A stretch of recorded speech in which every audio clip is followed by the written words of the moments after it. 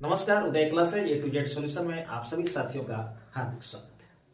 आज हम लोग चर्चा करेंगे ओपीएस और एनपीएस की, यानी ओपीएस वर्सेस एनपीएस दोनों में बेहतर कौन है। एनपीएस को शुरू हुए तो बहुत दिन हो गया, 2004 में ही एनपीएस लागू हुआ, लेकिन अभी ये चर्चा इसलिए करनी पड़ रही है क्योंकि हमारे सभी शिक्षक जो साथी हैं, जो नए साथी हैं, जो बीपीएससी से आए हैं, उनका अब एनपीएस की कटौती हो रही है। जो हमारे पहले से जो नियोजित साथी हैं वो भी अब राज्यकर्मी होने वाले हैं, तो उनका भी एनपीएस कटेगा। तो हमें ये जानना जरूरी है कि एनपीएस और ओपीएस दोनों में फर्क क्या है, बेहतर कौन सा है। हमारे लिए ओपीएस बेहतर था या एनपीएस बेहतर था? क्या सरकार एनपीएस दे करके सरकारी कर्मचारियों का भला कर रही है या हम घाटे में है? इन्हीं बिंदुओं पर हम लोग चर्चा करते हैं। उम्मीद है कि आप लोग को ये वीडियो अच्छा लगेगा, और अच्छा लगेगा तो आप मेरे वीडियो को लाइक, सब्सक्राइब एवं कमेंट अवश्य करेंगे। यदि अभी तक आपने मेरे चैनल को सब्सक्राइब नहीं किया है तो सब्सक्राइब अवश्य कर लेंगे। चलिए आइए हम लोग शुरू करते हैं कि पहले हम लोग ओपीएस के बारे में जानते हैं कि ओपीएस क्या है। यहाँ देखिए, ओपीएस यानी ओल्ड पेंशन स्कीम, यानी जो पुरानी पेंशन योजना है वो ओपीएस है। और ओपीएस में क्या किया था पहले उसे हम लोग जान लें। देखिए ओपीएस में क्या था, ये कि एक फिक्स्ड पेंशन प्लान था, यानी कि एक ग्रांटेड जो पेंशन था। यहाँ आएगा आपको कि नो सैलरी रिडक्शन, यानी ओपीएस के लिए, यानी जो पुराने जो कर्मचारी थे, जो 2004 के पहले का जो पेंशन स्कीम था, ओल्ड पेंशन स्कीम, उसके लिए कर्मचारी की सैलरी से कोई डिडक्शन नहीं होता था, किसी भी प्रकार की कटौती उसके लिए नहीं होती थी। Pension amount is tax free, और पेंशन जो मिलता था वो टैक्स फ्री था, उसमें किसी भी प्रकार का टैक्स नहीं लगता था।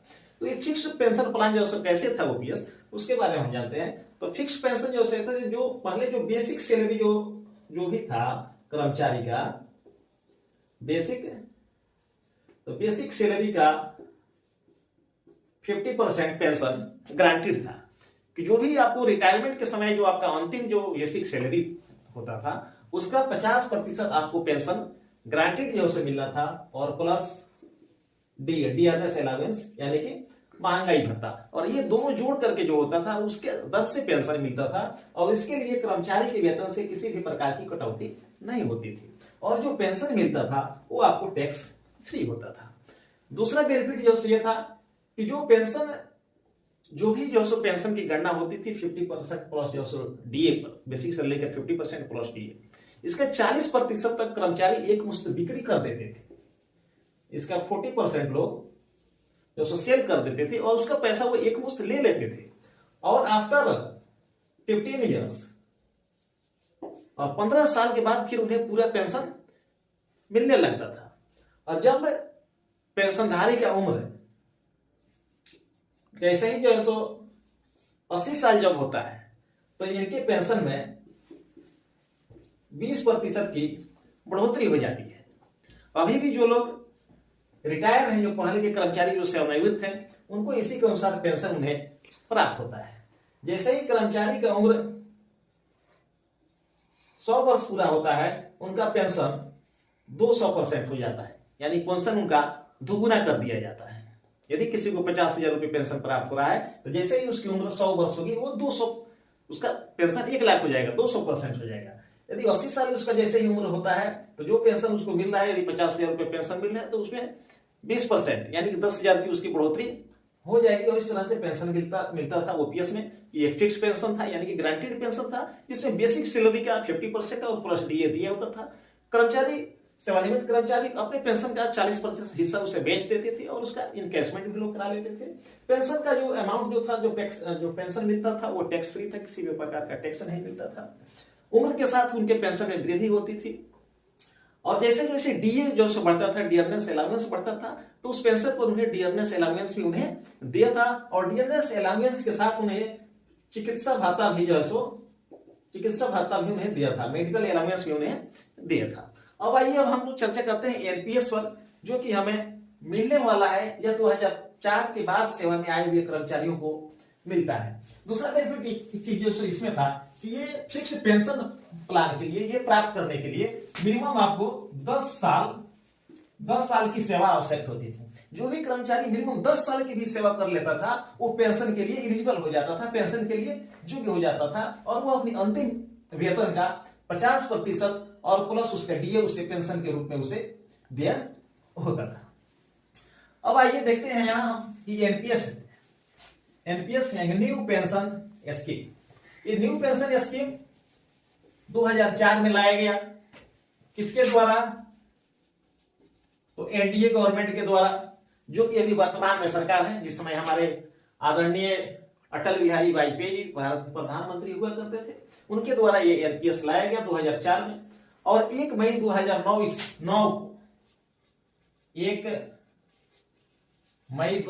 को ये एनपीएस जो है सो ये सार्वजनिक कर दिया, ये सबके लिए कर देगा, निजी क्षेत्र के कर्मचारियों के लिए, सरकार सार्वजनिक क्षेत्र के सरकारी कर्मचारी और प्राइवेट सेक्टर के जो कर्मचारी थे उनके लिए, या जो स्वरोजगार वाले हैं जिन्हें अपना सेल्फ इनकम है उनके लिए भी। यानी एनपीएस अब कोई भी ले सकता है, ये जरूरी नहीं है कि कोई सरकारी कर्मचारी, जो कोई सरकारी कर्मचारी नहीं है उसका कोई स्वरोजगार है वो भी अब एनपीएस ले सकता है। और एनपीएस के लिए मिनिमम जो है सो आप 500 रुपया पर मंथ से एनपीएस अकाउंट आप अपना खोल सकते हैं, जो कोई भी व्यक्ति खोल सकता है। किसी भी बैंक में यदि उसका अकाउंट है तो अपना एनपीएस अकाउंट खोल सकता है और 60 वर्ष की उम्र पूरा होने के बाद पेंशन का के लिए हकदार हो जाएगा। लेकिन अब ये है क्या एनपीएस, इसके बारे में हम जानते हैं। तो ये है आपको based on market linked investment. जहां ये ओपीएस हमारा जो था ये फिक्स पेंशन प्लान था, तो ये based on market linked investment है, यानी शेयर मार्केट पर ये आधारित जो प्लान है। यहाँ हमारे पेंशन की कोई गारंटीड नहीं है, यानी कि एक नॉन गारंटीड पेंशन स्कीम है। 10% सैलरी डिडक्शन। ओपीएस में जहां कर्मचारी के सैलरी से किसी भी प्रकार का डिडक्शन नहीं होता था, उनके वेतन से किसी भी प्रकार की कटौती नहीं होती थी, उसका सारा खर्च सरकार उठाती थी। लेकिन एनपीएस में कर्मचारी की सैलरी से 10% डिडक्शन होता है और गवर्नमेंट इसमें जो है देती है 14%, यानी 14% इसमें सरकार का योगदान होता है, मात्र 14%। और ओपीएस में सारा का सारा योगदान गवर्नमेंट का ही होता था, कर्मचारी की सैलरी से किसी भी प्रकार की कटौती नहीं होती है। जहां ओपीएस में पेंशन टैक्स फ्री होता था, तो वहीं एनपीएस में 40% pension amount is taxable. 40% pension amount जो है वो आपका टैक्सेबल होगा, यानी रिटायरमेंट के समय आपका जो फंड वैल्यू होगा उस फंड वैल्यू का आप 60% जो है सो आपको इसको आप वन टाइम यानी लमसम वैल्यू के रूप में आप उसे प्राप्त कर सकते हैं। और ये 40% आपको एन्युइटी के रूप में यानी कि पेंशन के रूप में आपको लेना अनिवार्य होगा। और ये 40% जो है सो आप जो पेंशन के रूप में लेंगे ये आपको टैक्सेबल होगा, इस पर आपको टैक्स लगेगा। तो इस प्रकार से एनपीएस और ओपीएस जो आप लोग जो देखें, देखिए ये एनपीएस जो है इसमें एक फंड मैनेजमेंट होता है। एनपीएस और फंड मैनेजमेंट ये कौन करता है? तो ये फंड मैनेजमेंट जो है ये पीएफआरडीए के द्वारा ये फंड मैनेजमेंट किया जाता है। अब ये पीएफआरडीए क्या है? तो pension fund regulatory and development authority. Pension fund regulatory and development authority के द्वारा इस एनपीएस के जो फंड का मैनेजमेंट है वो किया जाता है। और ये पीएफआरडीए के द्वारा जो फंड मैनेजमेंट है ये 3 ही कंपनियों के द्वारा किया जाता है। वो 3 कंपनियां कौन कौन सी है? तो सबसे पहला है इसमें आपको एसबीआई पेंशन, दूसरी कंपनी है आपको यूटीआई और तीसरी है एलआईसी।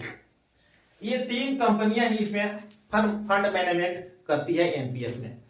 अब इस तीनों के फंड मैनेजमेंट के अनुसार एनपीएस अकाउंट में जो आपका इन्वेस्टमेंट होगा और उसका जो फंड वैल्यू, तो पीएफआरडीए के द्वारा यानी पीएफआरडीए यानी pension fund regulatory development authority, pension fund regulatory and development authority के द्वारा इन 3 कंपनियों को ऑथराइज अधिकृत किया गया। एसबीआई, यूटीआई और एलआईसी ये सारे फंड मैनेजमेंट करती है एनपीएस में और इसी के अनुसार पेंशन का भुगतान होता है रिटायरमेंट के अनुसार। यानी कर्मचारी के सैलरी से जो भी पैसा कटता है तो रिटायरमेंट के समय जो उसका फंड वैल्यू होगा उसी के अनुसार एनपीएस में पेंशन दिया होता है और उनका सारा जो फंड मैनेजमेंट है वो इन्हीं 3 कंपनियों के द्वारा किया जाता है।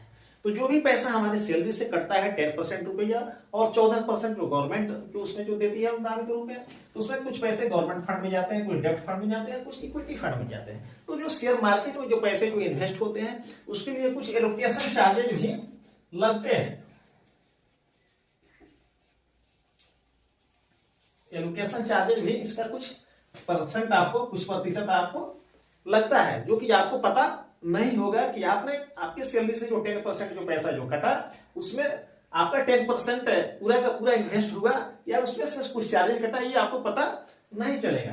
क्योंकि शेयर लिंक्ड जो बेस्ट जो प्लान है, यहाँ based on market linked plan investment, तो मार्केट लिंक में जो भी पैसा हमारा इन्वेस्ट होता है उसके लिए कुछ ये एलोकेशन चार्ज लगता है प्रतिशत में। तो हमारा जो पूरा जो पैसा जो करता है 10% वो भी हमारा पूरा इन्वेस्ट नहीं होता है। कितना इन्वेस्ट हुआ ये हम जान भी नहीं सकते हैं। और पेंशन कितना मिलेगा ये तो सेवानिवृत्ति के पश्चात पता चलेगा। और वही यहां था आपको ओपीएस में कि fixed plan, no salary deduction, कोई टैक्स नहीं, गारंटीड सैलरी की सेवानिवृत्ति की समय अंतिम वेतन जो बेसिक वेतन था उसका 50% प्लस उसका डीए दिया होता था। पेंशन के लिए 10 वर्ष की सेवा अनिवार्य होती थी। और जो शेयर मार्केट का जब प्लान है, जब मार्केट लिंक्ड प्लान में जब हम इन्वेस्ट करेंगे अपने सैलरी से 10% और गवर्नमेंट देगी उसमें 14%, तो उसमें हमें हमारे बहुत सारे साथी हैं जो अब रिटायरमेंट के करीब है। किसी की सेवा 5 साल बची हुई है, किसी की सेवा 10 साल बची हुई है। मैक्सिमम लोग ऐसे हैं, मैक्सिमम साथी ऐसे हैं, अधिकांश साथी ऐसे हैं जिनकी सेवा 15 से 17 वर्ष से अधिक अब उनकी सेवा नहीं है। तो इतने दिनों में उनका कितना इन्वेस्ट होगा एनपीएस में और मार्केट में क्या ग्रोथ होगा कि उन्हें एक अच्छी पेंशन प्राप्त होगी, एक अच्छा पेंशन उन्हें प्राप्त होगा। लेकिन वही चीज यदि ओपीएस होता, यदि सेवानिवृत्ति के समय, जैसे यदि अभी आपका बेसिक 30,000 रुपया है किसी साथी का, तो 30,000 का 50% यानी 15,000 रुपया और प्लस उसका डीए, तो अभी कहीं डीए हम जोड़ लें 46% या मान लीजिए फिर यदि बढ़ोतरी होगी डीए में तो लगभग 50% के आसपास जो हो जाएगा डीए। तो 15 और 1000 और 50% यानी कि 7,500 यानी 22,000 के आसपास जो पेंशन प्राप्त होता है। यदि ओपीएस होता तो, यदि अभी कोई हमारा साथी रिटायर करता है, सेवानिवृत्त होता था। लेकिन एनपीएस में यदि 10 साल के बाद भी हमारा कोई साथी रिटायर करेगा जिनकी सेवा 10 साल बची है, 15 साल में, तो पेंशन क्या मिलेगा इसकी कोई गारंटी नहीं है। हमने लगभग एक जो सो कैलकुलेशन जो से किया, भाई आपको जो आप लोगों को मैं जो सो बता देता हूं। जो हमारे नए साथी जो आए हुए हैं, जो बीपीएससी से आए हुए हैं, बीपीएससी टीआरई 1 के द्वारा या बीपीएससी